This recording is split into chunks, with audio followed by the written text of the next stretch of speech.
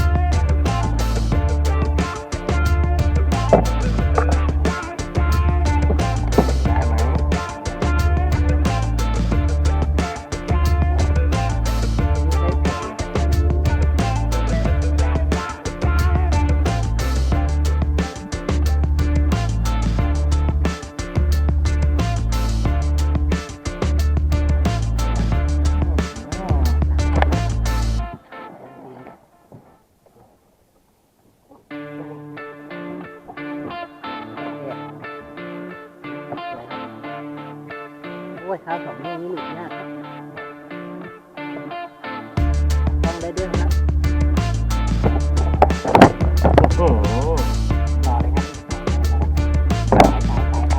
ย่าอย่ามา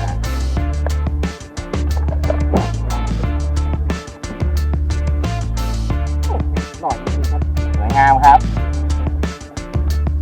ฟิลฟรีฟิชชิ่งไทยแลนด์วันนี้มาเทสเรือผ่านครับทายไม่ได้เลยครับสู้ลงแต่วันนี้นะ11.5 สู้10อะไรนะครับโมเคนไม่ได้โมเคนไม่ได้โมเคนเพนไลท์ครับวันนี้กดมา2ตัวแล้วครับตัวและรอเนี่ยแต่ว่าคิดว่าตอนเย็นน่าจะมีเพิ่มแล้วหนูก็อาจจะได้นะครับผมวันนี้น่าจะ4 โลกว่าได้กบเลยครับเนี่ยกบหมานสารคามครับตรงนี้12ท่านผู้ชมเดี๋ยวถ่ายภาพนิ่งเลยนะครับท่านผู้ชม